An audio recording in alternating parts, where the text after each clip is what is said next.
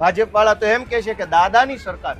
દાદા આવા હોય જે પોતાની દીકરીના ધણીને મરાવી નાખે? દાદા આવા હોય જે એક દીકરીના ભાઈને મરવી નાખે રોયલ સ્ટેક પીવડાવીને? આવા દાદા હોય? દાદાની સરકાર તો દયાળુ હોવી જોઈએ કે દારૂ તો શું પાણી ખરાબ ન આવવું જોઈએ.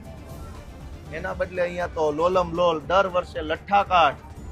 અને સૌથી દુઃખનો વિષય કે આપણા રાજ્યમાં ગુંડાઓ, બુટલેગરો, તોડબાજો, માફિયાઓ, ખોટું કરનારાઓ આગળ આગળ આગળ અને સરકાર પાછળ પાછળ પાછળ પાછળ.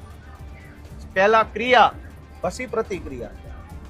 જ્યારે એક વખત લઠ્ઠાકાંડ થાય એટલે એક અઠવાડિયા સુધી ડ્રાઈવ ચલાવવામાં આવે અને એક અઠવાડિયા સુધી ક્યાંય દારૂ ન મળે.